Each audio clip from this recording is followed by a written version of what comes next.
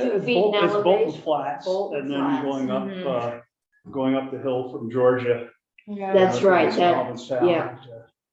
No, you get, it's nothing like coming this way from Burlington and getting to the top of that hill, and you can look down at Richmond, and there's flashing red lights everywhere.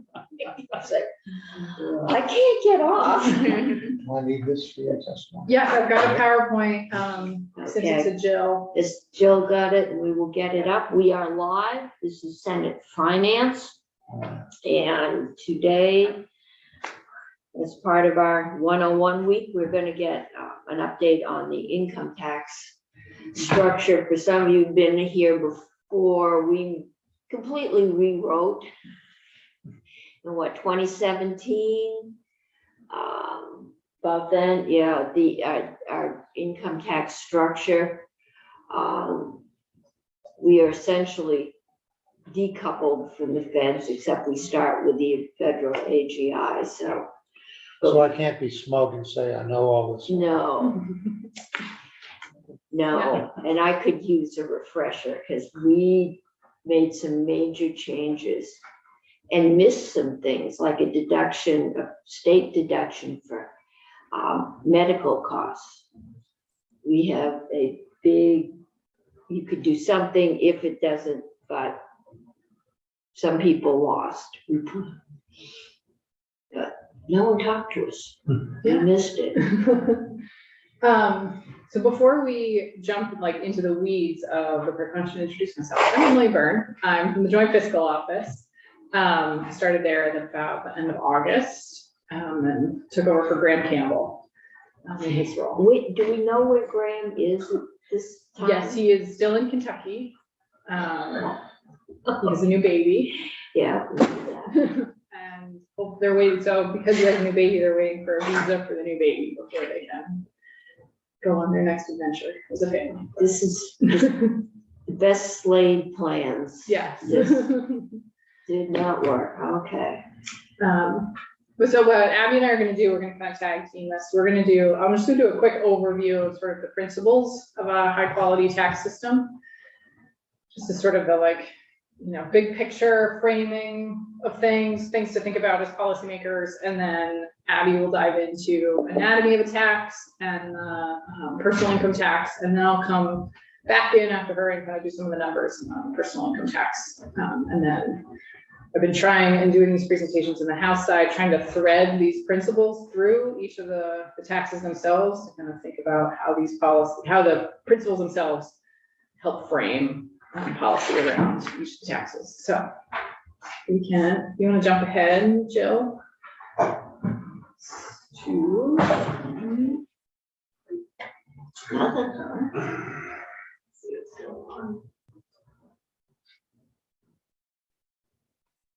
If it's easier too, I can call into the Zoom, Jill, if you want. Yeah, I was thinking there are just some blank slides towards the beginning. Here's the format. Should this be the second one? No, that's slide 9. That's weird. I bet because it's an Okay, Acrobat there we go. or Adobe Acrobat. Oh, that's not good. Do you want me to call into the Zoom, Jill? Yeah, I don't know what's going on with it. Do you want to send it to me? And we get the same thing if we used our personal. Yes, I'll make sure that Jill gets one without a bunch of blank pages. I don't know why. Do you use PowerPoint or do you use Adobe Acrobat? I converted it into a A PDF. just to make it easier to. Should it work on the website? Yeah, Yeah, it does work on the website. Yeah, it should be on our we can bring it up. I mean, that's If not we don't terrible. put it up there, we can bring it up on our Yeah. computer. I could bring it up on the website. Sorry about that. Nice. I joined the meeting too, if that's easier. That way I don't have to tell you to keep clicking through. Nice.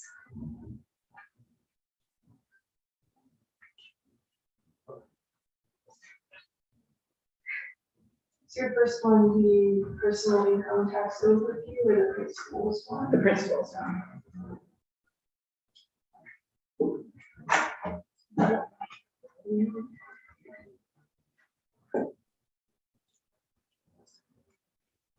Can you let me share my screen?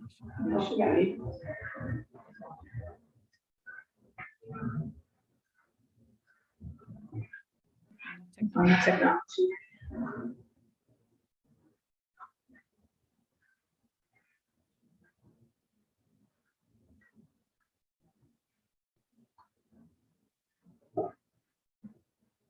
Need your co-host.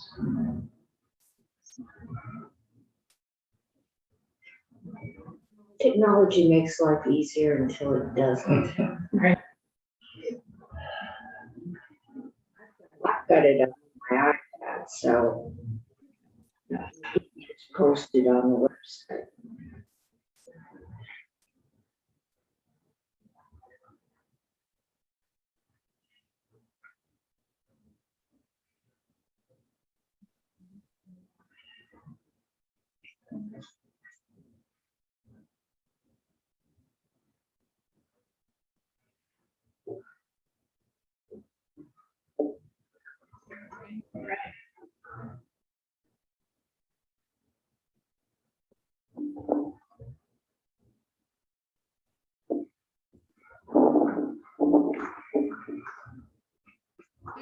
Excellent.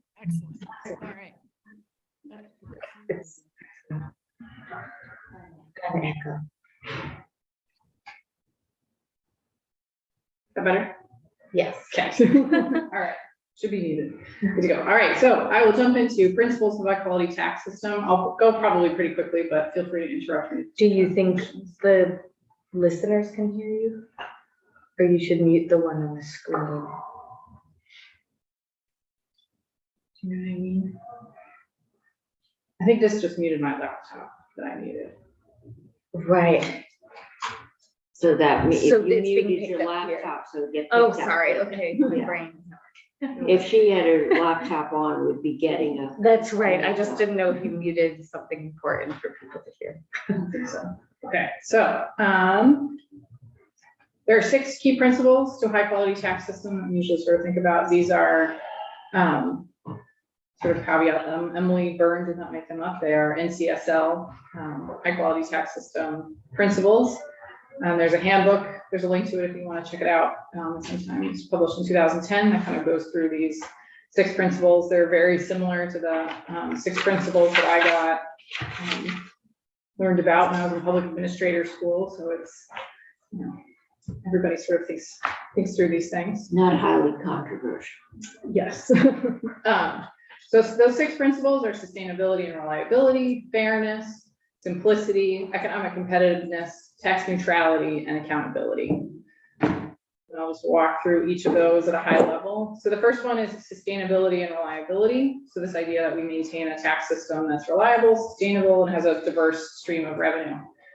Reliability meaning it's not one time in nature. It is predictable year over year. Your colleagues across the hall, right, are building a budget that assumes revenue will be around for more than just 1 year and that they can count on it year over year. Does that refer to citizens as well? Or is when people make their financial plans, they're presuming a certain? Yes, exactly. So it's both from the state perspective in terms of making sure that we've got revenue to support state programs, and also from the people planning their own personal finances and businesses making their decisions, that they sort of know, can have a sense of what's coming year over year. So we tend to think about the corporate and personal income taxes are a little bit more volatile as they fluctuate with the economy. Sales taxes are more stable. Consumption doesn't really change.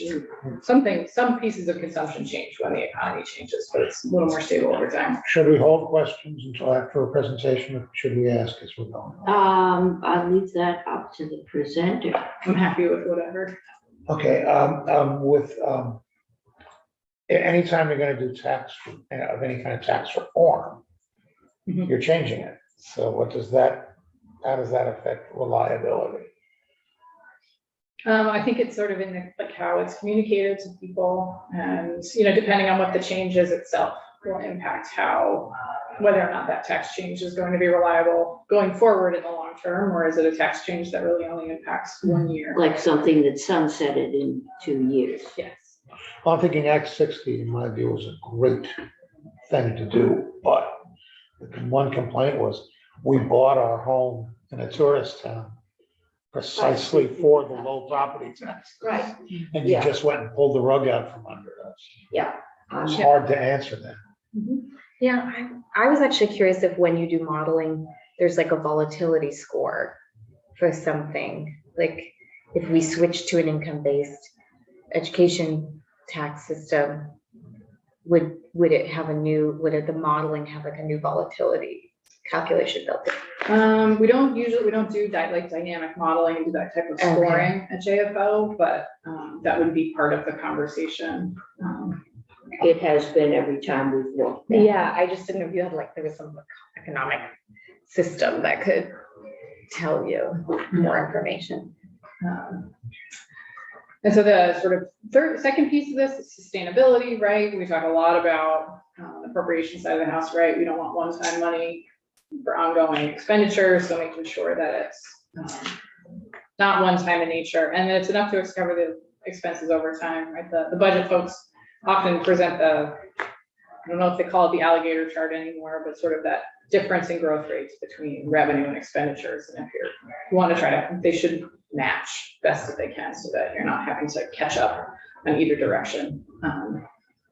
And similarly, having a diverse tax base, so making sure that the tax base itself is broad enough to mitigate if something's going on in one tax base, that the other taxes that the state collects can help modulate those impacts.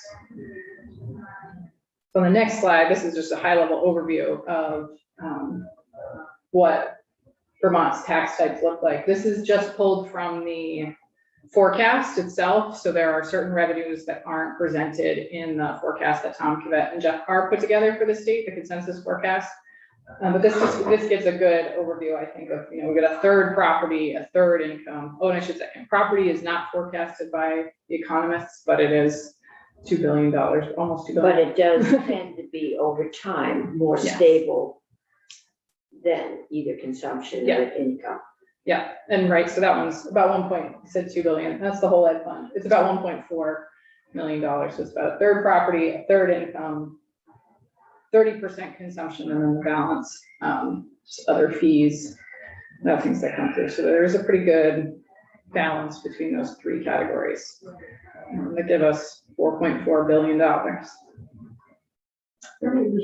quick question, and that is, in terms of the breakdown of taxation between these major categories, how do we compare with the rest of the country? Is this a norm, or are we an outlier, or somewhere? Okay, good, thank you. That I will get to that one in a minute. So the second principle is fairness. So ensuring that there's sort of equity in taxes paid across similar ability to pay in circumstances. And this typically is broken down into two types of equity. The idea of horizontal equity, so individuals in the same circumstances have similar tax burdens. For example, we've got two married couples and they both have an income of $60,000. Horizontal equity would say they should have the same tax burden. Put in this little note, but like in thinking about that couple, if one of them has a mortgage and one of them doesn't, one of them qualifies for the mortgage interest deduction and the other one doesn't. So their tax burdens are different. Thinking that's just one of many examples of sort of how on the face two entities could look the same, but they're sort of treated differently in the tax code based on their circumstances. And then on the other side of the equation is vertical equity or progressivity. So how the distribution of tax burdens varies among the taxpayers themselves. So with different economic circumstances. So folks with lower income pay a lower percentage of their income as compared to folks with higher incomes. Excuse me, when you mentioned the two couples, one Yeah. of whom is paying the mortgage and they're getting the break. Mhm. Did you offer that as an example of the complexity of the definition of fairness? Or as an example of something that's not fair, As an example of something sort that's of not fair? that, not that it's not fair, but in how it aligns with that idea of horizontal equity. If you have children Mhm. and one doesn't, then everybody making the same amount of income, these are the things that swing that. Okay. And this is just an example, way of charting out a progressive tax versus a regressive tax. The progressive tax shows that the folks at the lower income scale pay a lower portion of their income in taxes versus the regressive side is the lower income folks pay a bigger portion of their income. So to answer your question, Senator Brock, there is a report put out by the Institute for Taxation and Economic Policy that talks about how Vermont's tax system stacks up for income in regards to income inequality and how our tax system looks compared to other states. So this study shows that Vermont's tax system doesn't worsen income inequality. Some other states, they find that the tax system does worsen income inequality. So meaning that the gap between the lower middle income and the wealthy folks is somewhat narrower after you take into account state and local taxes. We ranked it in the top. Mhm. All those things I see is we rank in the bottom. So, Yes, in this case, compared to other states, and I think part of that is having the mixed tax base, not totally relying on okay. sales tax or income tax helps with that. I know other states are much more reliant on the sales tax than we are. Yeah, and and this looks at the whole tax system in the state, not just the income tax or just the sales tax. Or the top marginal rate.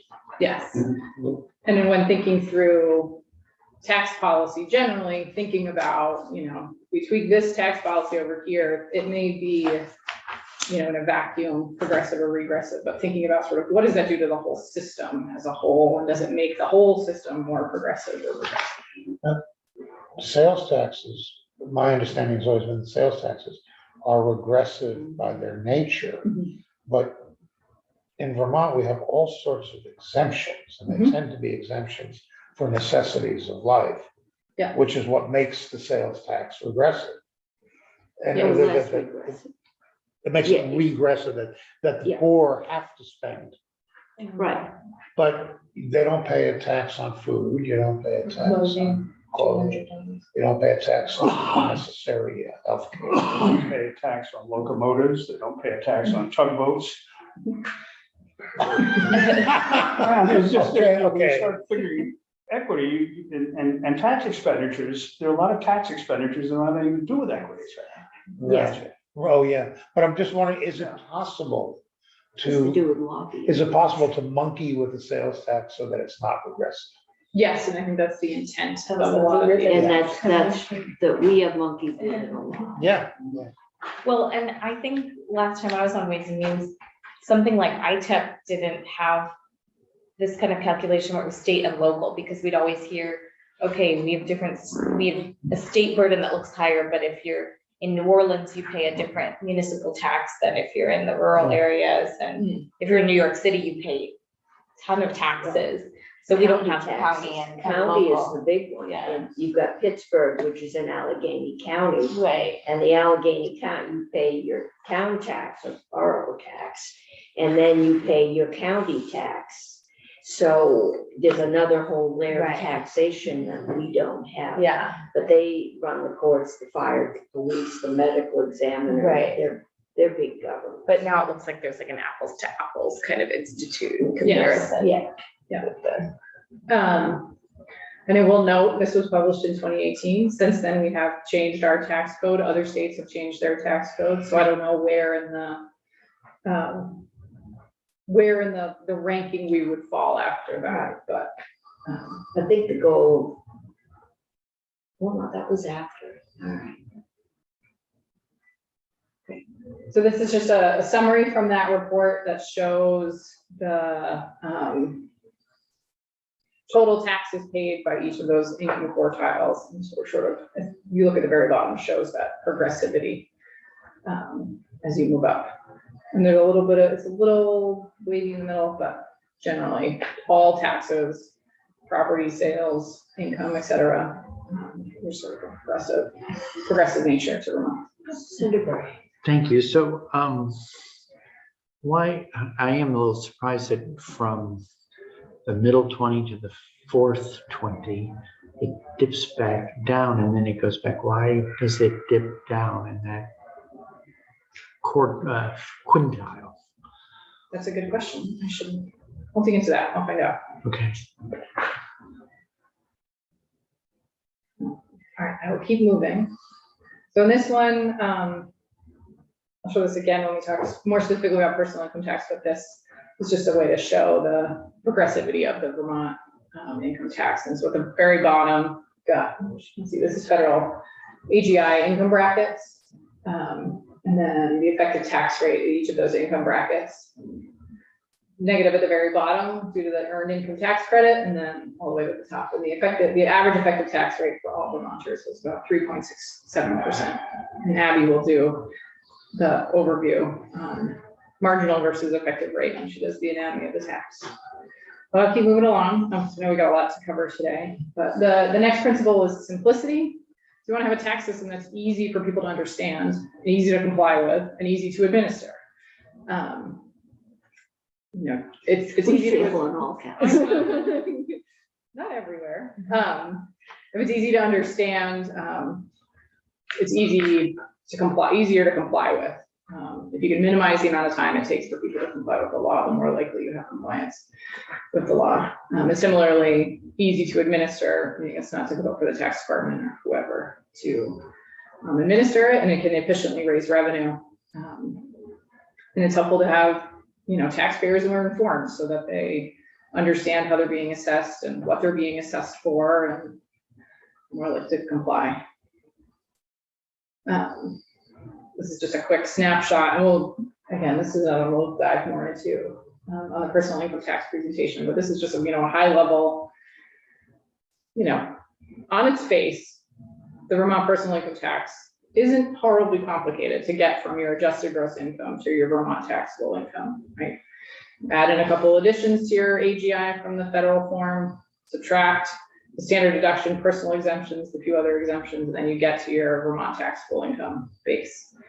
It's not, I don't want to say it's easy, but it's also not horribly complicated generally. The next principle is economic competitiveness. So you want to have a tax system that pays attention to interstate and international economic competition. We don't live, I said this last time I gave us, but we don't live on an island, right? Even if we did, we would still want to pay attention to what's going on in the rest of the world. And sort of as changes in the tax system are made, thinking about how that's going to, how that keeps the state economically competitive with other states around us, other entities around us, to prevent people from tax liability shopping or moving their businesses or those sorts of things.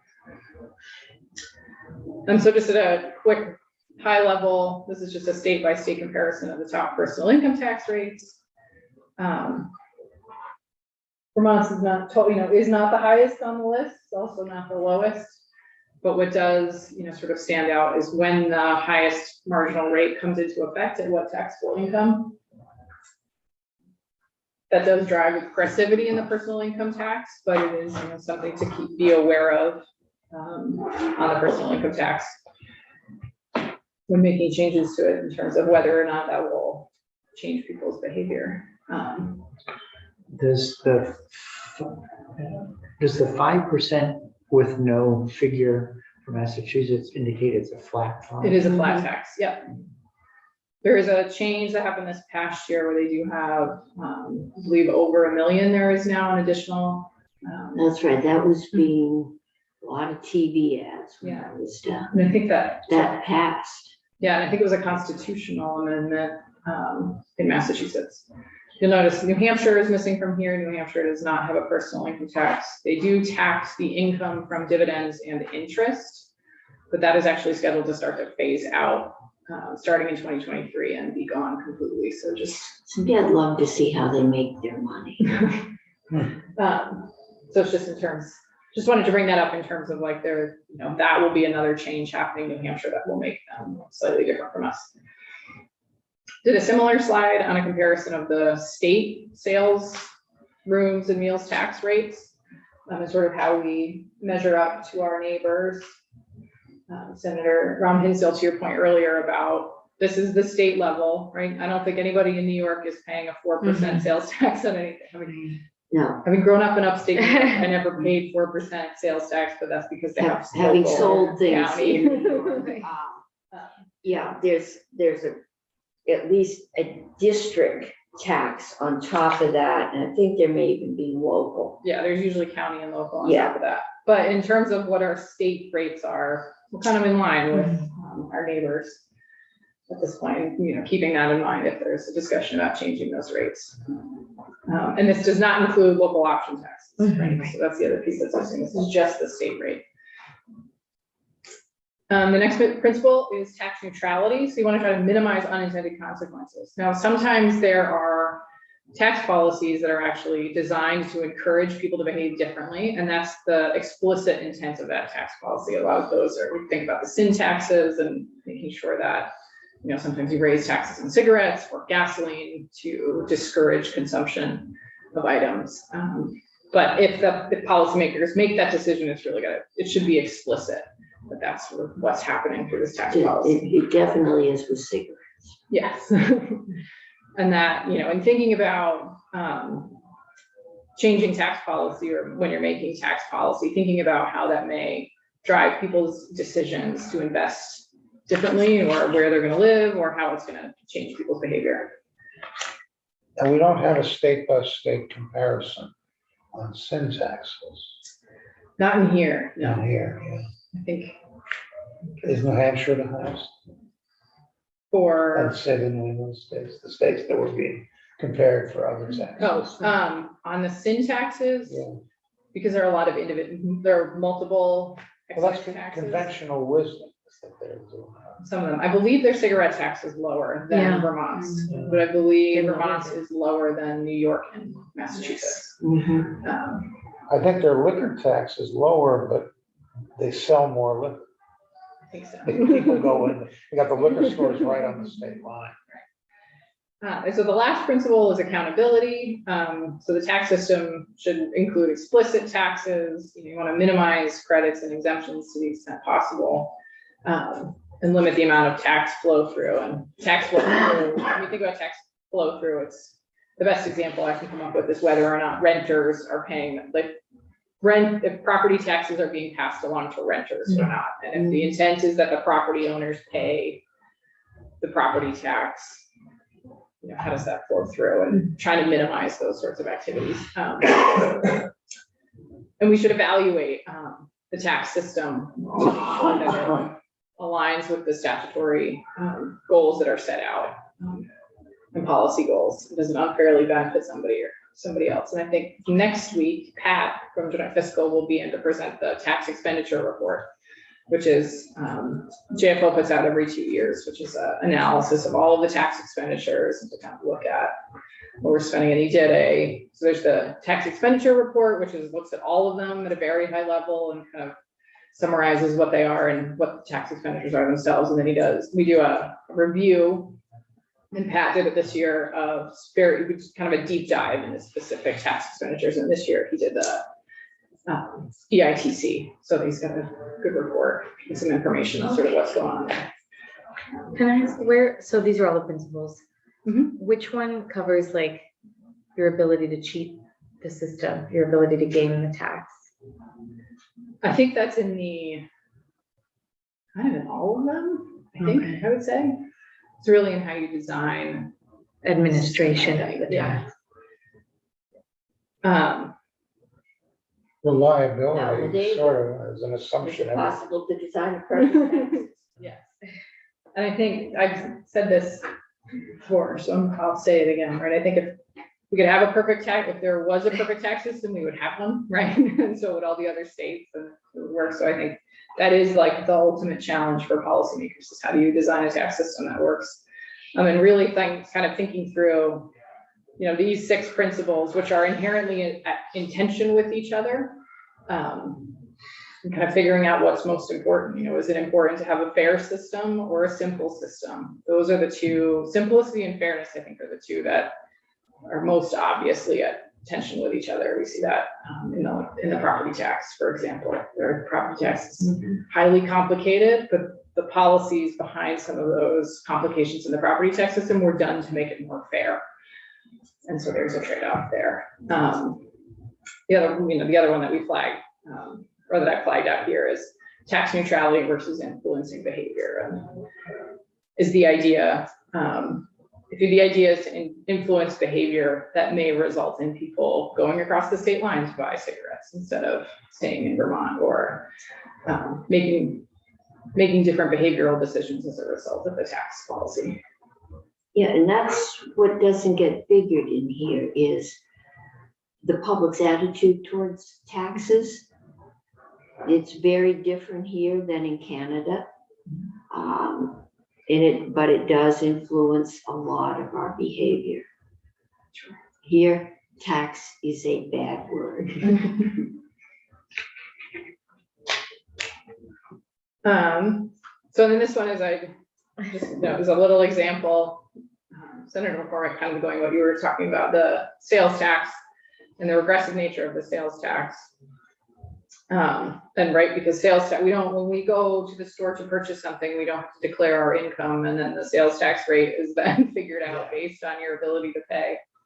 From an administrative simplicity perspective, there's a flat rate. But when you do a flat rate across the whole base, then what policymakers have recognized is that is regressive and impacts lower income folks more so than higher income folks in terms of their ability to pay.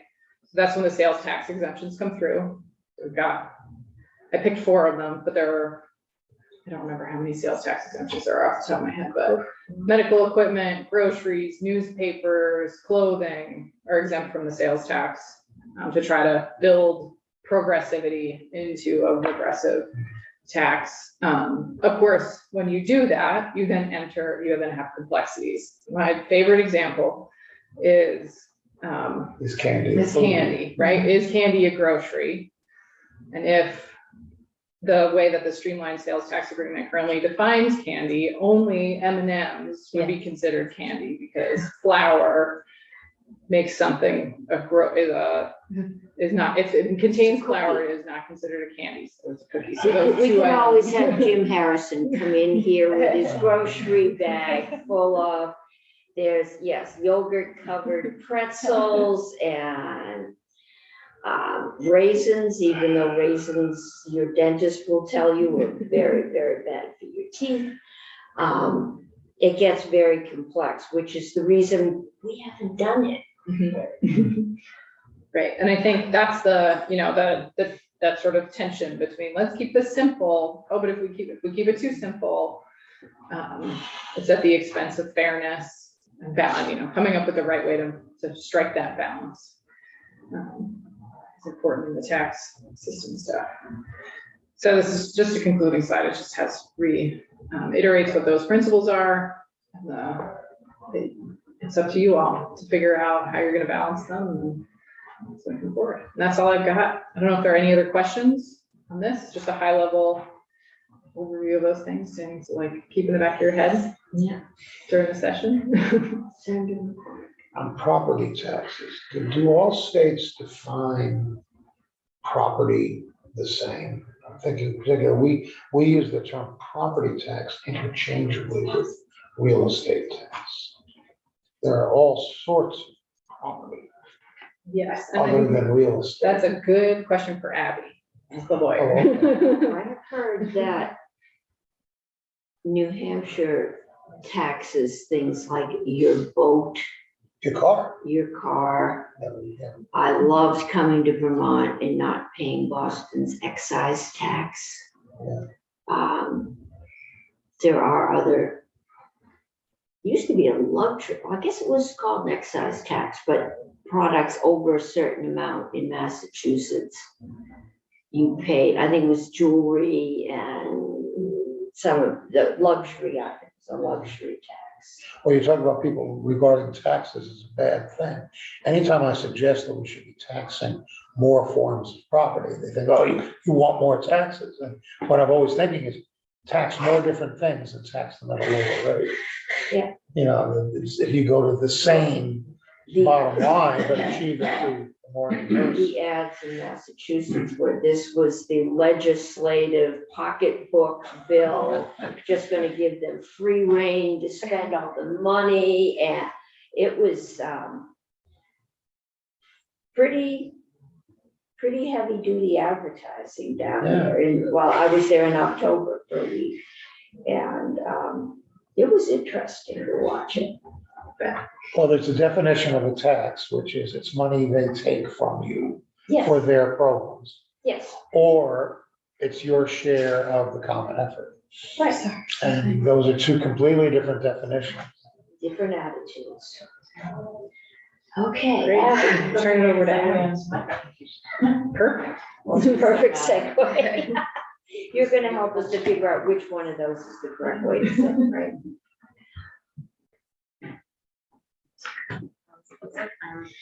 I will share.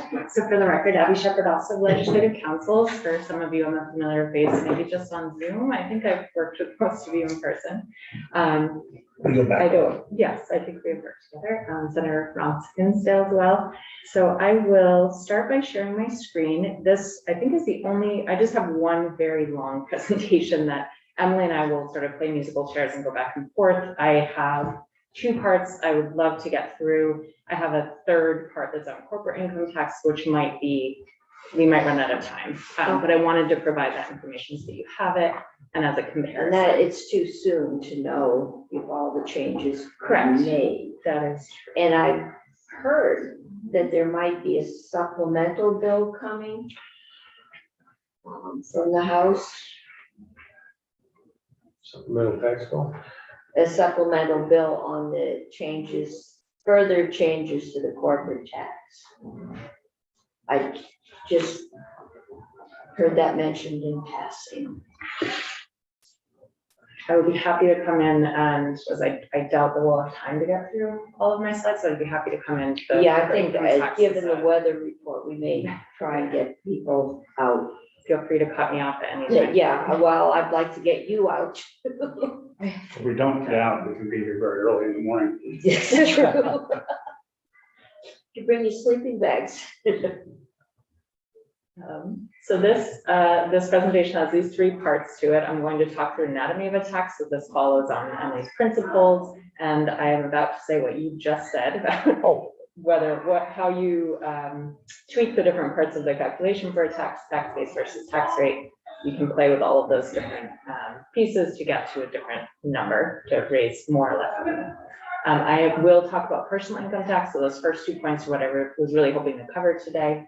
And then Emily will look at how the principles apply to personal income tax. This is all pretty high level. I'm trying not to get into too much detail. None of these slides really address any particular issues, although I did provide a short list of some of the changes last session and some recent federal changes, because you will be hearing about those in any of the work we do on taxes. So for the anatomy of a tax, I go through these three parts of a tax structure. So you have your tax base, your tax rate, and your tax liability. Each part of this structure can be modified for different policy goals. As you just said, the bigger the base, the lower the rate can be. The smaller the base, for example, where you have lots of exemptions, then you do need a higher rate when you're trying to generate a certain amount of revenue.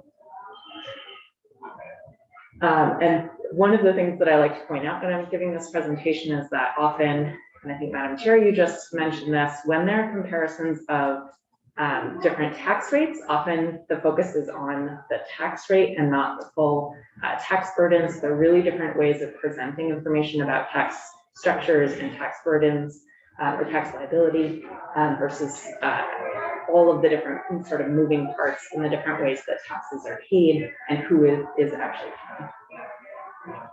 So I like this little pie graphic, because you can see you've got this whole. You have your tax base that's statutorily defined, and then you can start carving away at that. The blue there is the statutorily defined base. That's what's actually being taxed. So in that example, no, not attaching any judgments to colors, but the green and the red is what is not part of the taxable base. I provided a few key terms. I do want to point out that exemptions and deductions are both types of exclusions. They're carve-outs from the tax base. Lots of times people talk about exemptions. The deduction really is a type of exemption because again, it's just pulling out certain items for particular taxpayers or uses of taxable item or income. Deduction is generally used in personal income tax. It's not really used in any other tax area. Did want to point out that exemptions, as well as deductions, can be full or partial, and that does impact how much they cost to the state. It also impacts how valuable they are to taxpayers. It can be limited to a particular group, a particular use, or a particular item. And they can be temporary as well, or permanent. Just a few points on the way that a tax base is structured. A full exemption or exclusion does cost more to the state because it tends to, it's a total exclusion. There isn't necessarily any carving away of who is eligible, what sort of income is eligible, or what item is eligible if it were sales tax, for example. That said, once you start carving away at what is taxable, partial exemptions do tend to be more complex. So these are getting into the principles of a tax system. The more conditions you place on an exemption or deduction, that does require more work both by taxpayers to understand and comply, and as well as the state to actually administer. Yes, feel free to jump in. Would we then say that a deduction can be less equitable because you need to have more wherewithal, you might need to have professional help? There's a lot of data out there about property taxes being higher for certain populations because they don't get access to the same information about deductions. It's an interesting point. I don't have data to say yes or no, but that is sort of the point I'm making, is that when you, just by making it more complex, it can make it harder to comply with. That said, a lot of deductions and things like property tax credit, the intent behind them is to make it more equitable. So that's, again, this interplay between seeking fairness and trying to keep it simple. They are often in tension with each other. I give one example of an exemption that is both a full exemption and a partial exemption depending on income. And again, that's targeting, that's a very specific policy choice, that income up to a certain amount for an individual. It means that there's a full exemption for Social Security income. However, once an individual's income is over that threshold, the Social Security income excluded is phased out. So that's both a full and a partial exemption. That's just an example of ways to craft exemptions.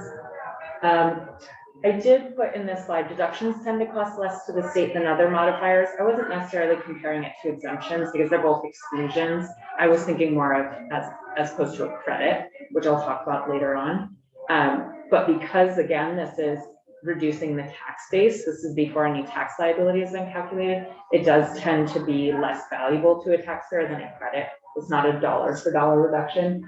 And then I added just one example because again, deductions tend to really only be, that term tends to really only be used in personal income tax, is Vermont's standard deduction is one example of a deduction. The next part of a tax structure is the tax rate. And as Emily pointed out, a tax rate can be fixed or tiered, and we've already talked about the 6% Vermont sales tax. That's a fixed rate. As you talked about, that is often pointed to as being more aggressive because everyone is paying the same amount, but then there are exemptions that target more sort of basic needs items like food and clothing. Income rates are an example of tiered rates, and tiered rates are typically structured as a series of income brackets. And most of them, in Vermont's personal income tax is a good example of this, they're structured to be progressive, so they are smooth. And that means the tax liability increases as you go up each bracket. And I've provided hypothetical rates. These are absolutely not Vermont's personal income tax rates, but they're just easy to calculate. So when you look at this sort of very simplified progressive tax rate structure, you look at the first bracket for this taxpayer, an example taxpayer with $10,000 of taxable income, they're paying $500 in taxes because all of their income is in that first bracket. So they have 10,000 times 5% is $500, slightly more complex. You see how they're, if this were on a chart, their tax liability will be increasing Their first $10,000, this taxpayer has $20,000 of taxable income. The first 10,000 is subject to the 5%, the second 10,000 is subject to the 10%. So together as a whole, they have $1,500 of tax liability. And as I explained in the next slide, that 10% that you just saw there on that second $10,000 of income, that's their marginal tax rate. Yeah. So a lot of times when you see comparisons of multi-state tax rates, they're taking the marginal rate. So it's it's the tax rate imposed on the last dollar paid. So it's really the highest tax rate, but it's only applying to the income in that bracket. It doesn't apply to the full, in this case, $20,000 in income. So I think I also a shorthand of, sometimes it's hard to remember the exact terms, just like the last tax rate paid. The effective tax rate is the actual rate of tax for the entire amount of income. So a taxpayer with $20,000 of income, their effective tax rate, you can also think of it as an average tax rate, is 7.5%.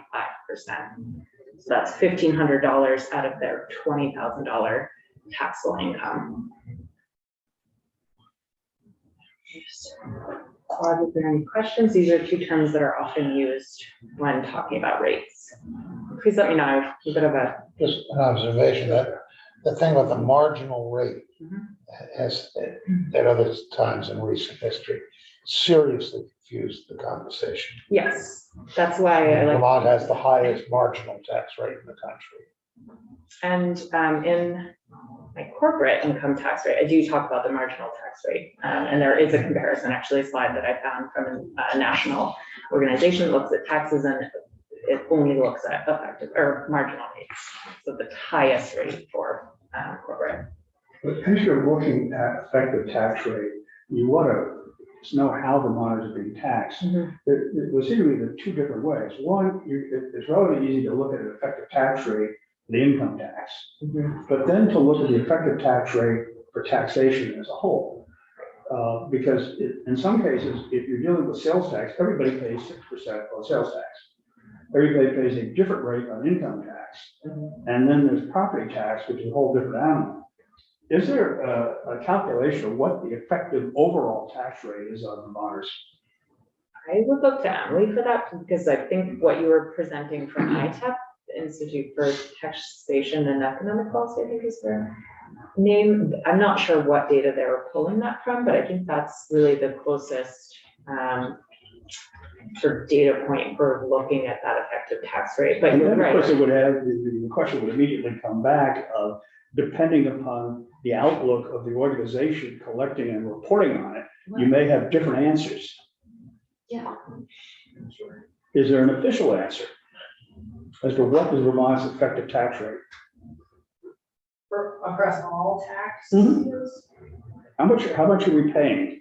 Because, with all of these various pieces, and maybe there isn't, I don't know, but it would just strikes me as being an important question. I've seen it per capita and as percent of gross state I've seen it a lot, but nothing that really says, I haven't seen it that I. And also something that you can in fact rely on, because everybody who produces something seems to have a special interest at one point or yeah. another in terms of the data production. Don't know if that would be a department question, perhaps, but Are you saying the average effective tax rate, like across all tax types? all tax types? How much, your total tax burden, where, The total Do we- average tax. well, no, what is the tax burden for any income group, the average tax burden? It will depend on, Well, that's If what you've the got statistic that kids we were or- showing earlier, that shows us as being 49 to 51. That's exactly what that's supposed to be, but the concern is why do I rely on that number? Because I don't know who the organization is that's producing it. But I thought that was income tax. That wasn't across all tax. right, and that's what, and I have seen total tax burden, I've certainly seen that. but nobody has it off the top of their head, so. When Senator Brock asks a question, and we look at property taxes, Most states don't have a state property tax. They have a county property tax. How do you compare a state, the tax burden and the state taxes in a state that pays for its schools with county taxes, which are not state taxes, and compare it to Vermont, which doesn't have county taxes and pays for it with state taxes? But I mean, I've seen various groups publish information that purports to show that, of the recognition that there are different ways that states collect money, but what's the total tax burden on an individual overall? Or is it average? And that's County really and what I- city taxes? Yeah, That might be a Yeah, good yeah, question yeah, for the yeah. tax department when they come in. because that to me is the only way to really Yeah. compare states is, yeah, you know that everybody uses different methods to come up with the amount that they extract from you, but they extract it from you. Right. I think some of us tend to just go, oh yeah, when we get one, depending on the organization and who's putting it out, and there's others that will say, oh, that one's great, yeah. As an old debater, I know you can find a statistic to stand up almost any proposition you want. Years ago, during my absence from the Senate, I got commissioned to do a comparison of Vermont and New Hampshire. And what I came up with is that no matter how you slice it, Vermont is a high tax state. Oh, next thing. Okay, that's all. And you can't get, comparing us to New Hampshire is not particularly fair because they're an outlier, number one. And secondly, state government to state government, they do everything at the county level. So it's not, but even so, even with all that accounted, we're still a high tax state. We're not the highest. No, It but that- depends how you slice it. Yeah. No matter how you slice it. No. Okay, we're getting off track. Well, I will go back to the Another question I asked whole day. earlier, which is if you count Vermont's taxes which doesn't have county taxes, and you count the school taxes, you have sliced it differently than when you Well, compare it that's to. the whole point, is it a methodology by which you count everything, recognizing that every state is different. But the total One would amount of hope- money extracted from your pocket. One Whether would it's hope Where through are property our tax- that was- interns? one would hope that that's what happens, but when we are characterized Okay. as the highest taxes out of 50, it hasn't been counted that way. Okay, we need to get back to today's presentation. I'm trying to get you out of here before we turn into an ice cream. Randy just wants to go home, so trying to blow everything. Quiet, then you can go home.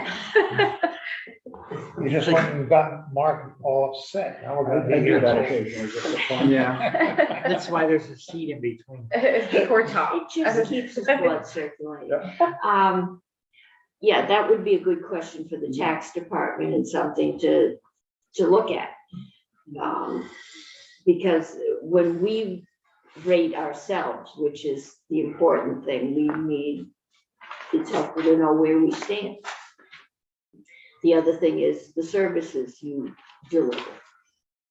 Right, so each state has different tax rate. It is a bit of, Yeah. apples to oranges then at some point. Yeah. Right, it's like not only what the total tax burden is, but what are you getting for the contribution? And that we'll never find in one. That sounds And like a some people good might not doctoral not thesis. Measure. Right, well, and some people will value more continuous service and other people won't, so. Okay, so we're going to throw that one to the interns. Who are these poor interns? Yeah, where are they? They're not They're here hiding. today. Oh, our interns? Yeah, our interns. Actually, mine would love to. I don't know which one of your interns was really thrilled with the property tax That was Matthew, yes. explanation. Yeah, he thought this was good. And I'm saying, He's excitable. good, Yeah. yeah. Mine come here tomorrow. Okay. When Your we- intern should do Before this. we leave, we will have a discussion about Yeah. room capacity, Yeah. so. So the next part of this calculation is tax liability, and in there I put minus credits, because I just want to point out that there's sort of an initial tax liability when you have set your tax base, you set your tax rate, multiply the two, you get an initial tax liability. That's where credits come in, and credits reduce this initial tax liability by typically $1 amount, and then you get your final tax liability. So that's just really the most basic way that tax credits function. They can be either refundable or non-refundable. So other terms that you'll hear often, and if you ever work with me on a tax credit, this will probably be the first question that I ask you. So a refundable credit means that the taxpayer receives a payment if the credit reduces their liability below 0. So if a taxpayer is eligible for a $150 refundable credit, but they only owe $100 in taxes, they will still get $50 as a credit. So it zeroes out their tax liability, but they still get the cash in hand. An example of that is the earned income tax credit, also the recently enacted child tax credit. Those are both refundable tax credits. Non-refundable credit only reduces the liability to 0. Doesn't go any further. That's the much more common type of tax credit. And in my experience, that is a policy decision that's often sort of steered by the cost. So refundable credits do tend to cost more because the state's always on the hook for the full amount that the taxpayer is eligible for. Non-refundable credit depends on the taxpayer's liability.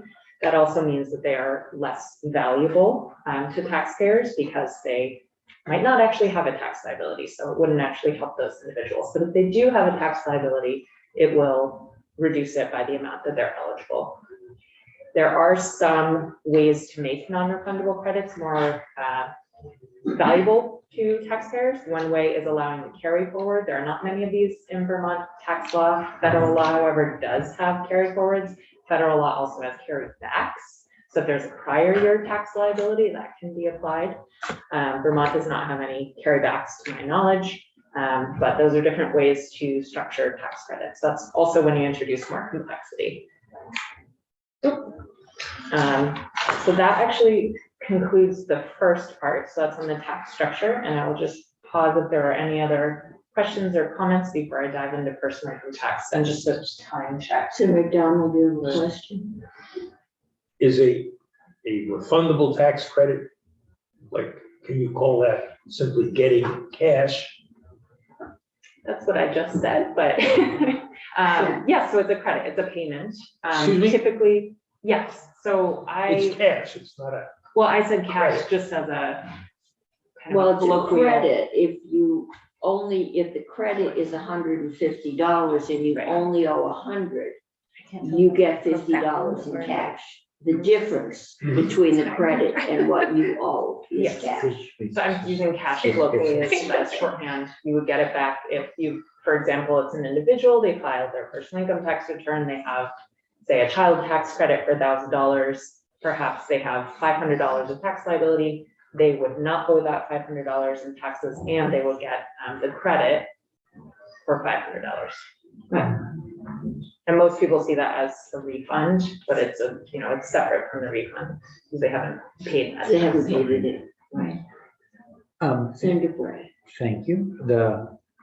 And on non-refundable credits, is it Mhm. generally true that you don't get it until a time of filing? I mean, you don't, it's not like, what could happen with a credit on so electric vehicles, this comes up with the state chipping in $2,500 or whatever, I forget the number currently. But you can get that when you're buying a car. It's not like you wait till filing April 15th next year to claim, right? That sound right? So that's a federal, you're talking about the federal program? Oh, there's a federal one, I think there's a state. There's the state rebate, and this is not my area. So I don't want to step too much into this, anything. So you think you just said the word I wasn't using, which was, so a refundable credit versus a rebate. Yes, Okay. exactly. Thank you. There is a difference. Rebate, we send you a check. Yeah. But it But hasn't- at the time of the transaction, as opposed to waiting till April 15th to file. I would assume, Yes. or you send in your bill of sale and we send you the check. It's not tied to your taxes. Because it's not based on your tax liability. Unless we do a tax credit, at which point your purchase and use tax would be credited. So the other We haven't done wrinkle that got thrown in is I tried that 5 years ago. Didn't work. at what might also be provoking some of these questions, at the federal level, the child tax credit during, was it 21, was being paid out in monthly installments. So that was very different and unusual. And that's at the That's right, federal that was level. COVID. And that was COVID, and they stood up a whole system to pay that out more like a benefit assistance as opposed to a tax credit. So that's a whole other structure and can of worms. We will just assume that COVID was in a capsule. So far, that's. And we're back to the real world without all that federal money coming in. Well, So, okay, let's do the personal income tax. Ready to dive in Much as for we a minute? can. Yeah. Okay, so going back to this idea of there's three parts to the tax structure. You have your tax base, and for personal income tax, that tax base is taxable income. It's set in statute. I provided the statutory sites. Please don't feel like you need to memorize them. It's more just for information. The tax rates are progressive, they're marginal, and that's in section 5822. And then tax liability is subject to both adjustments and credits. There are two adjustments in personal income tax on the income side and on the tax liability side. Vermont has a very specific adjustment that is kind of unusual, but it is allowed for non-Vermont income that adjusts the tax liability. And then you have tax credits, and I've listed a whole subchapter here, and that's what the child tax credit was just enacted into last session. I put in the annual link up because you will see it probably in a miscellaneous tax or possibly in another. It's sometimes It's usually in miscellaneous tax. If it isn't, we usually put it in there. Right, it is considered generally sort of a must pass. One of those tax issues. It is not a must pass. You could decide not to update it. There are states that do not update what's called their conformity provision. So just in general, I'm sure you've seen in statute that there's often an incorporation by reference to another law. So one the example that always comes to mind for me is in meals and rooms tax. When the short-term rental issue was being debated, there was a definition in another title, and that was incorporated by reference. So it's usually definitions where you have, okay, this title is already defined this, we will just cite that, and so that law applies in this area. Vermont income tax law incorporates the Federal Internal Revenue Code, and by pinpointing the laws in effect on a certain date, and then that's applied to a taxable year and going forward. And in practice, as I said, it does not have to happen, but in practice that's happened annually since this has been in effect. So this is the statute, the Vermont adoption of federal income tax laws. This applies to both personal and corporate. There's a separate section that adopts for estate tax, and then throughout the statutes, there are adoption of federal laws peppered throughout. But this is the one that is called what we call the annual link up, sort of shorthand. Right now, it is up to date as through December 31st, 2021. And it adopts everything except for the tax rates. So federal income tax rates do not apply in Vermont. And then in the miscellaneous tax bill or whatever bill vehicle it's in, there's then a very technical, lengthy looking, that I've provided the one that passed last year. This is the effective date. It says when we're linking up through December 31st of 2021, that applies to taxable year 21 and going forward. It has two different January dates because the December 31st, 2021 wasn't in effect until then. So it's just saying once that was in effect, now we're applying it to this tax year going forward. If you were to choose to update it, you would, those would just be 1 year later, and it would be through December 31st of 2022. And when the tax department prepares its forms each year, they prepare it generally with the assumption that the link up will be made through the prior calendar year. And they can talk to you about that process if you're interested. Okay, so that is the annual link up, and then the definitions, because Vermont personal income tax is really tied, that's providing that link up because of the way that Vermont taxable income is determined, starts with federal definitions. So Going really high level, gross income is defined under the Internal Revenue Code. It means all income from whatever source derived. And then there are certain exclusions. And under case law from the 50s, the US Supreme Court found that income is any accession to wealth. So this is a very broad definition. In that statute, in section 61 of the Internal Revenue Code, there is a list of examples: wages, tips, salaries, commissions, rent, royalties, interest, dividends, etc. And then peppered throughout, it's not neat and tidy that it's all in one section, but peppered throughout the Internal Revenue Code are exclusions from gross income. So there are a few that are noted here: certain Social Security income, cancellation of certain student loan debt, and those are there are lots of exceptions to exceptions. I don't want to get into too much detail, but just giving you the basic structure, how it flows through. So adjusted gross income, now that number is getting smaller. So you have any accession to wealth, and then federal law is carving that out. So that federal adjusted gross income, AGI, is gross income minus certain exclusions and deductions. So again, we have sort of those interchangeable terms. Common examples are teacher expenses, IRA deductions, student loan interest, or tuition and fees. And I have a whole list here of other adjustments. These might be familiar because a lot of these are used in the definition of household income for the property tax credits. You do see adjusted gross income in a lot of different tax areas. Finally, we get to the actual tax base. Taxable income. Federal taxable income is not Vermont's starting point. It used to be, it is no longer. But federal taxable income is adjusted gross income minus the itemized or standard deductions, and then other miscellaneous deductions. Vermont's personal income tax uses federal AGI. That's the starting point to figure out taxable income. There's no, there are no federal income tax rates taken into account. There's also this one reference to bonus depreciation that is not included. And then there's a whole list of what we call add backs and subtractions. And whenever you see me, we're in here talking to you about a personal income tax bill, you're gonna see this citation. That's where the taxable income definition lives. It's quite long.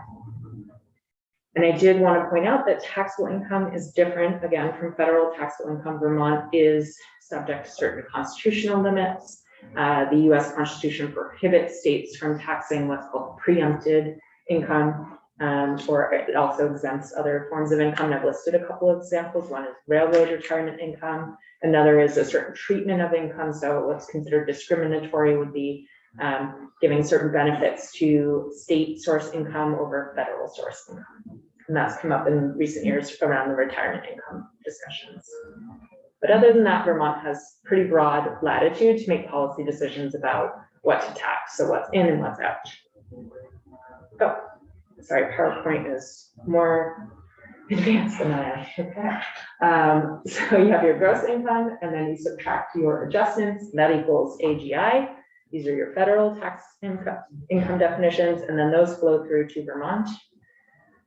Starting with AGI, oops, sorry, so that's out of order. You have your add backs, and then you have your subtractions. I think this is the exact same slide that Emily used earlier. So that's really the basic structure, how you get to your tax base for personal income tax. Oh, there we go, Vermont taxable income.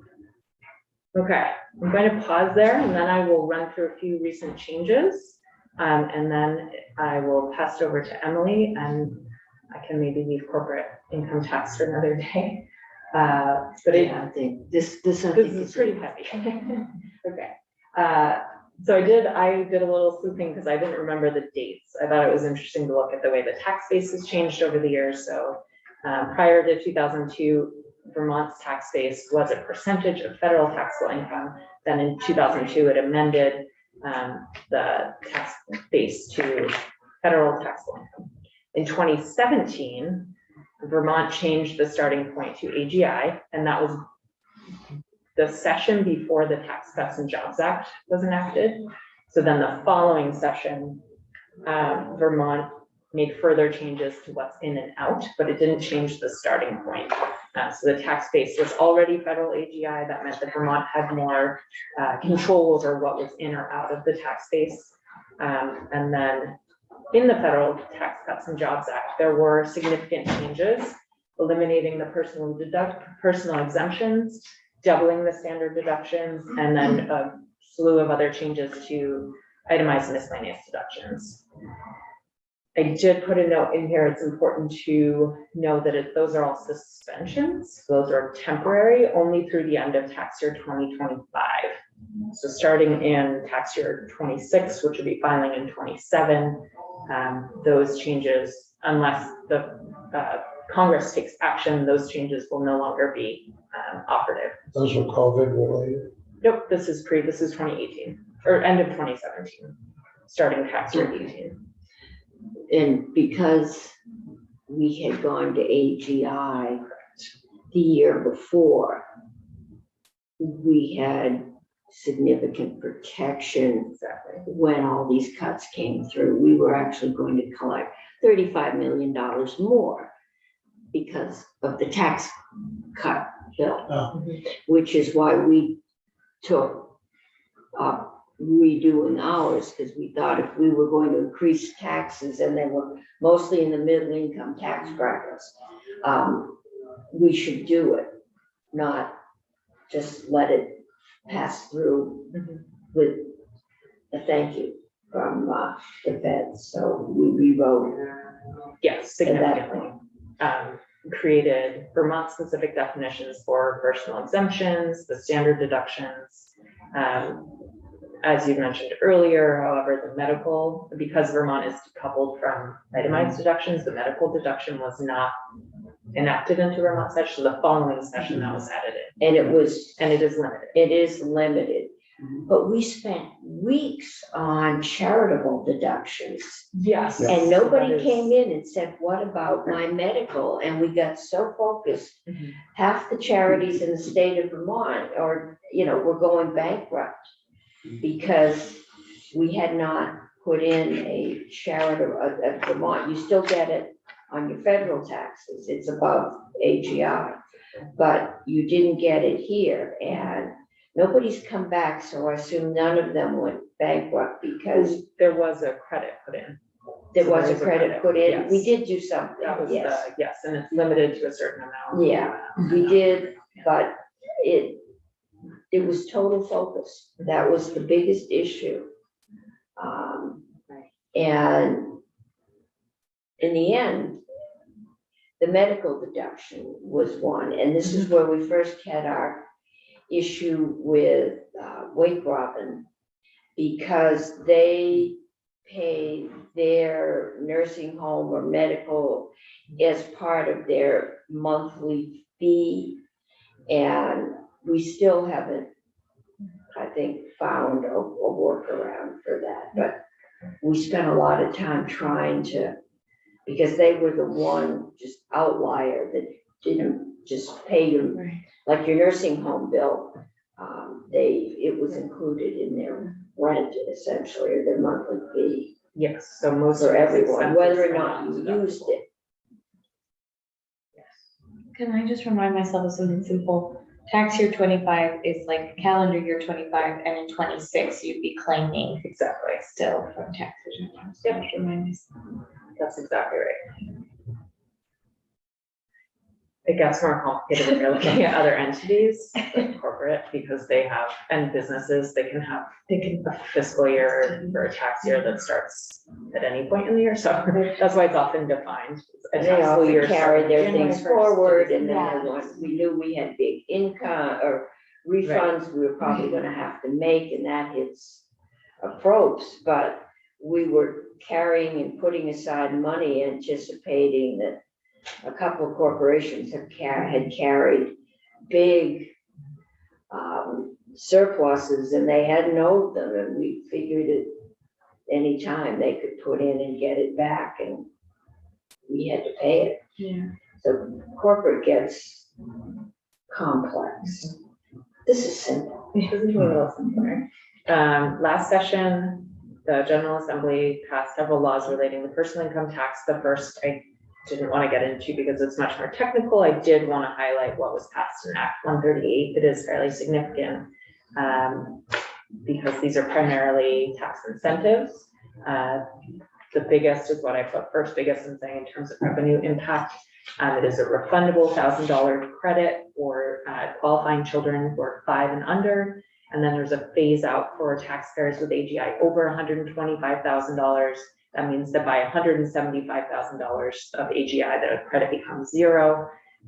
That's also an example of how exemptions or credit, well, in this case, credits can be structured to be more limited and more targeted. Also the Vermont child, so that's the child tax credit. It is based on the federal. I can provide a more overview on that if you'd like at a later point. There was also the child independent care, so that's for childcare expenses to enable the taxpayers claiming the credit to work or to look for work. That was expanded. There were previously 2 separate credits, slightly different structure. There's now just one. It's a refundable credit, and it's now 72% of the federal credit. That does have some limits and conditions because it's based on the federal law that has different income thresholds and expenses. There are limits there. The EITC, the earned income tax credit, was expanded. It was previously 36%, now it's 38%. And a Vermont specific student loan interest reduction was also enacted. Again, that has some not necessarily guardrails, but limits to it. For eligibility, it's only for taxpayers whose AGI is 120,000 or less for single filers, or 200,000. Oh, I'm sorry, I'm missing a zero. 200,000 or less for joint filers.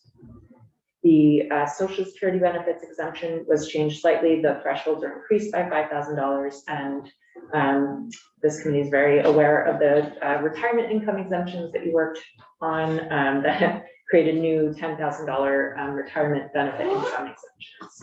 And that included civil servants for federal service and military retirement, as well And as our goal others. was, because Social Security, we have exempted some Social Security when we did the rewrite last Yes. year. Yep. There's several federal employees that didn't pay Social Security until 1987. So some of them weren't getting the deduction. It was included in their pension. A lot of pressure to exempt all military, pension payment regardless of income.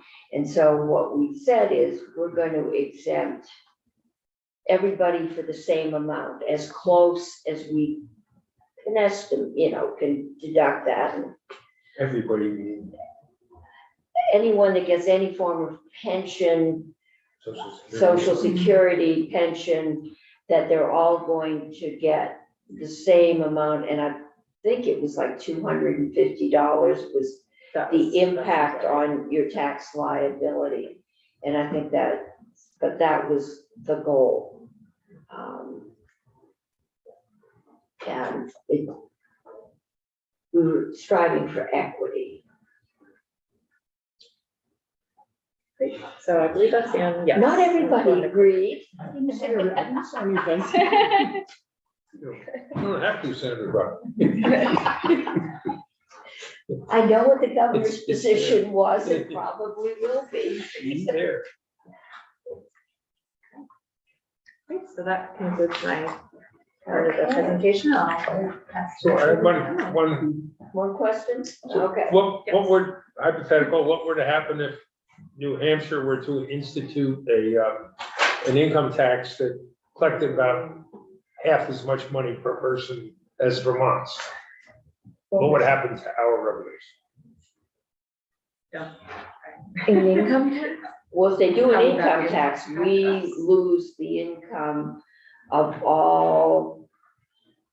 No, No. it's New Hampshire people that work in Vermont are paying Vermont income tax. More If highly New taxed. Hampshire enacts an income tax, we lose that revenue.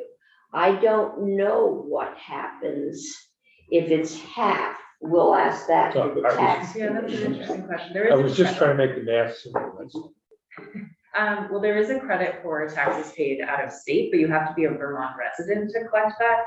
So that's more to help the taxpayers, so they're paying less tax and not paying on the same income. Vermont's revenues wouldn't be directly impacted, but I would probably want to think about I that. was told Think about it. that, Lisa? yeah, if Vermont residents are working at Dartmouth, Hitchcock.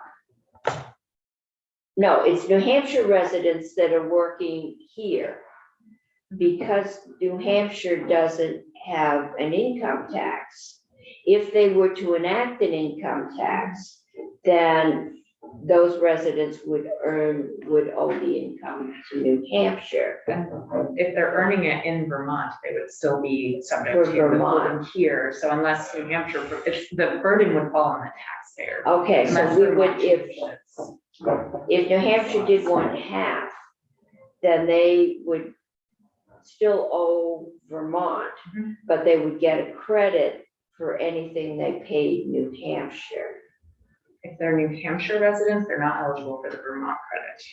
The Vermont credit is Okay. only for Vermont. And there's something in there, Massachusetts has so many workers that live in New Hampshire.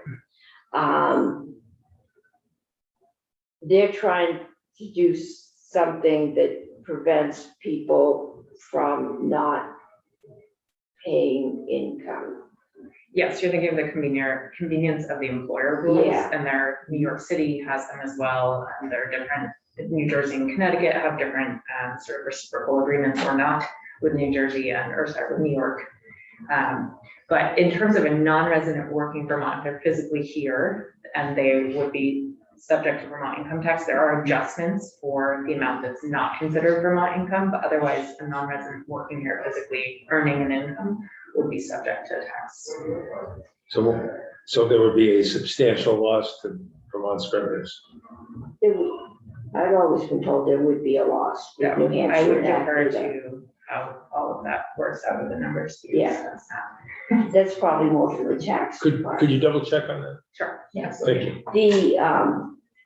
But remote work is, It's remote. Just you go over there and you work, you earn I'm income. sorry, if you're working in New Hampshire. no, I'm talking about remote now, where more people, or I live in New Hampshire, I'm working in Vermont, but I'm working at home in New Hampshire 3 days a week, or New York, or Canada, or I could be in the Caribbean. It's going to take some working out as more Mhm. work goes remote as to, and how do we know where you're working from? I mean, unless the tax department can track your computer, or everybody has personal inserted chips, other than those that were inserted with your vaccinations. How are we going to know where? So yeah, so if it's a Vermont resident working in New Hampshire and suddenly they're being subject to income tax, then yes, that would be a revenue hit. Sorry, I was thinking of it as the flip side of New Hampshire residents working in Vermont. Vermont resident working in New Hampshire pays income tax now on what they earn in New Hampshire. And if New Hampshire would institute an income tax, That would be a hit on Vermont revenues because Vermont residents could take a credit against what they're paying. Okay, so What would that's happen? everybody that works at Dartmouth. what would happen to Vermont's tax collections? Yes, so in that case, there would be a decrease. Yes. I don't know if you've seen who's in charge in New Hampshire, but I don't think Excuse me? it's gonna happen anytime soon with who's in charge in New Hampshire right now. But it is, If you're gonna understand how taxes work, you have to be able to answer a question, what happens? we have if to know how to. Such a gauge change that. takes place, whether it's New York or Connecticut, changes in tax rates. Okay, in order to get us out of here, I'm gonna What's the go, planned departure time today? you are free to leave anytime. Okay, I mean, anyone that's driving any distances, that is always your I choice. just want to get a sense for. So how long do you have? I can go quick. Okay, And I will do this is what this chart is supposed to say. If you have questions, you can ask me. okay, I'll be around. and we will have you back. Yes.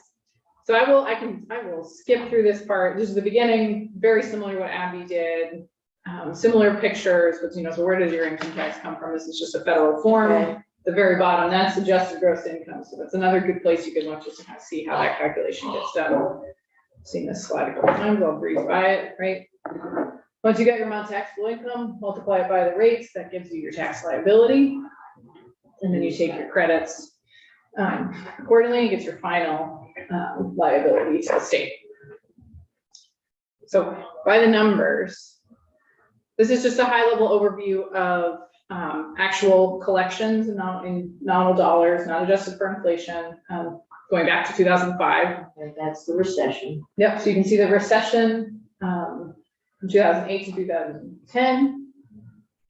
And then you can see the other interesting piece, or a couple other interesting points, right? That we've had an increase in the amount, or the percentage of the general fund that is reliant on the income tax has increased since 2005. We're almost at about 60, or we were at about 60% last year. And then you will notice, two pieces to notice sort of is the dotted lines are the forecast, which will be updated on Tuesday. But this is as of the July forecast. And you can see that there is a dip for the next 2 years based on where we were in 2022. Coming off the glut of Yes, of all of the federal funds that ran through the state, the unemployment insurance that came to the state, and just sort of the economic activity, what was going on in the economy in terms of people's asset values were going and up, all capital the gains things were they going up. got. Exactly. So but if you kind of eyeball a line from 2010 straight through the forecast, you can kind of see that COVID thing is kind of a bump if things are. Yeah, tracking it's up, a nice, if tracking. you take out, just go straight up, Yeah.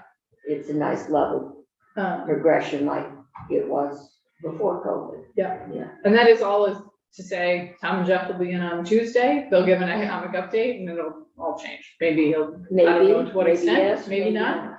But that's just a high The level recession overview. has not appeared yet, and I would say every 6 months we get through without one, because they've been saying it's a real possibility for 2 years now, so. Yeah. um, So in this next one, this is just an overview of actual returns in 2022. The first column is broken down by that sort of adjusted gross income. This is 2022? Sorry, 2020 Okay. returns. I apologize. Okay. Yes, this is 20, where the 21 information is Okay. still being finalized because that was filed in 2022. So this is 2020 information. First, you've got the AGI income brackets, and then how many returns by each of those income brackets, and then the percentage of the total. What you can see is that at the lower end, there are a lot more taxpayers.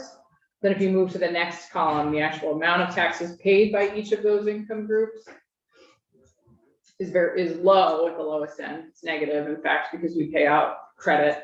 Those people receive refundable credits, actually receive money from the state. And if you kind of look across the bottom of the table, and I have this in a chart on the next slide, but because I know some people like charts, some people like to look at the numbers. You know, we get to the highest AGI income bracket. There's a lot fewer taxpayers, but almost over a third of the personal income taxes is paid by that 2%. And those top two brackets pay over 50% of the taxes in hard dollars. Yeah.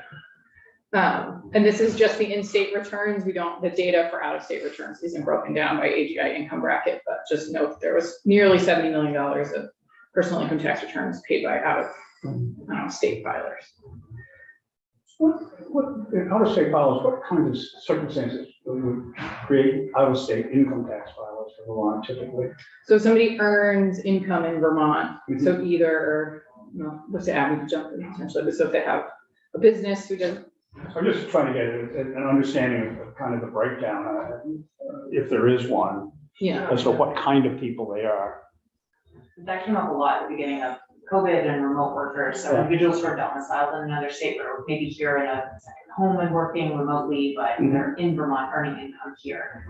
Or it could be someone just coming for a short period of time and working here, and they're earning, even if they're non-resident, if they're earning income that's subject to tax, it doesn't mean necessarily have a tax that really means they're doing well.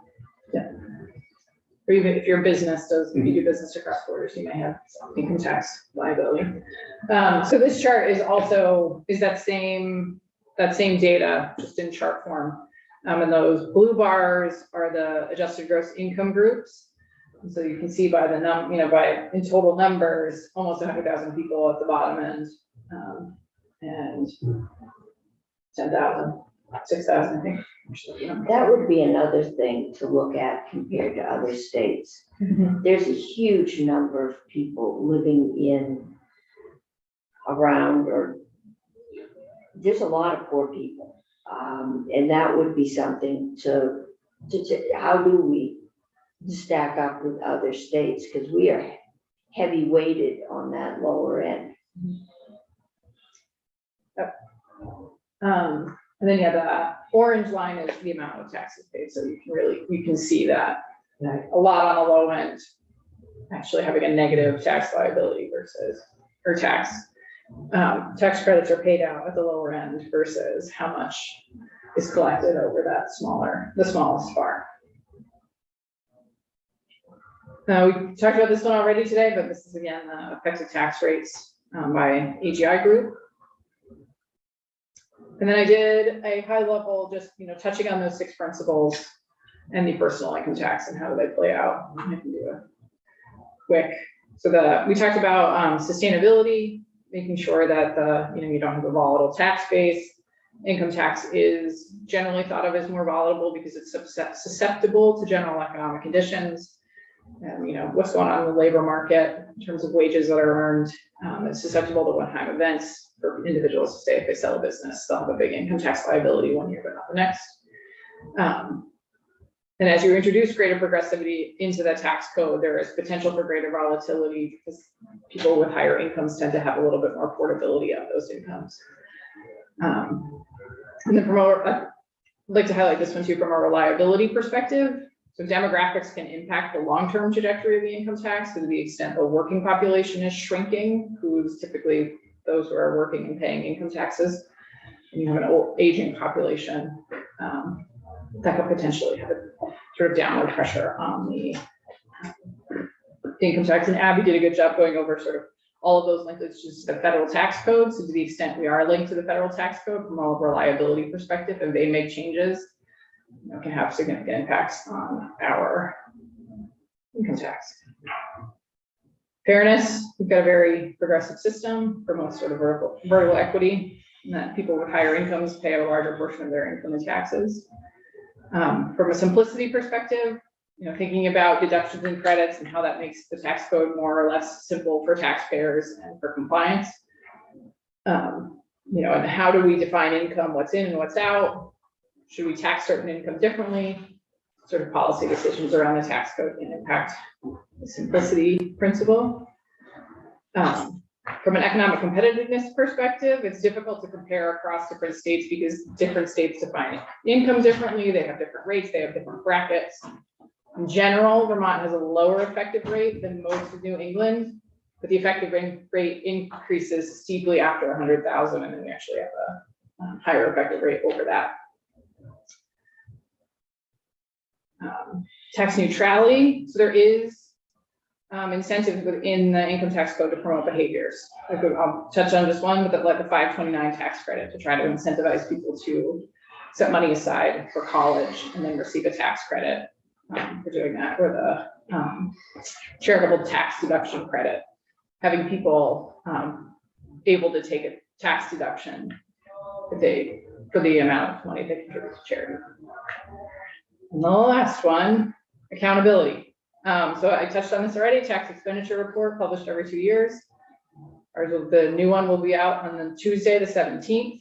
There's about 24 income tax expenditures currently that were about $77 million in 2020.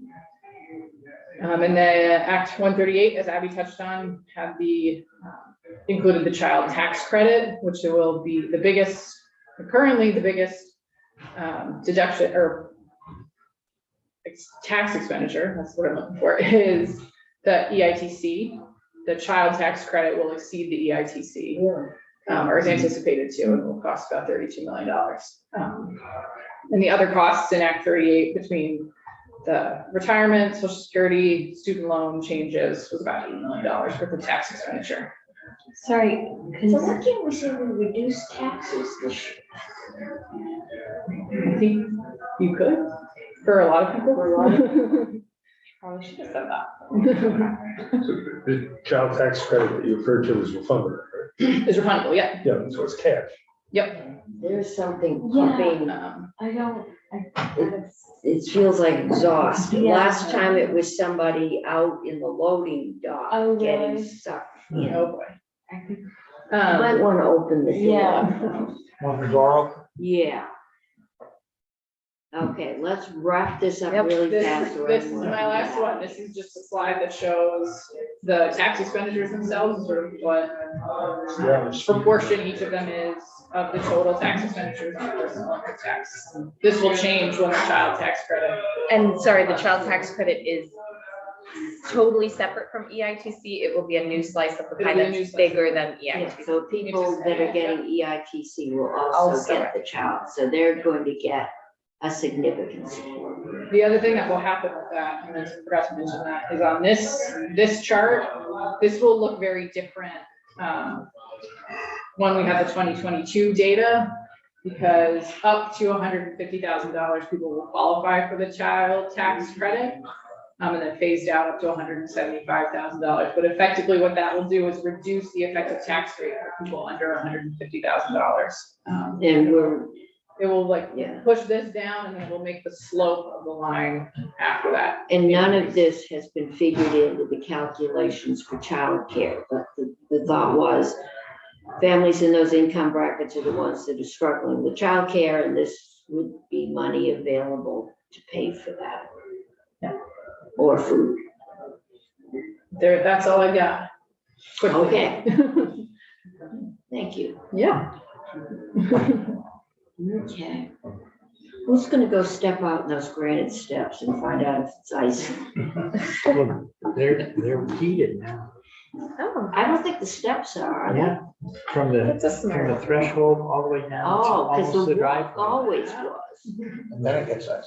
But there was more salt on that walk the other day. It was crunching walking.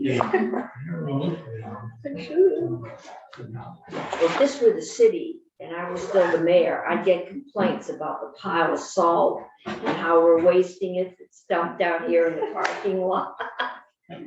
There was a big dump right there. Those machines get stuck. Okay. So we can go off live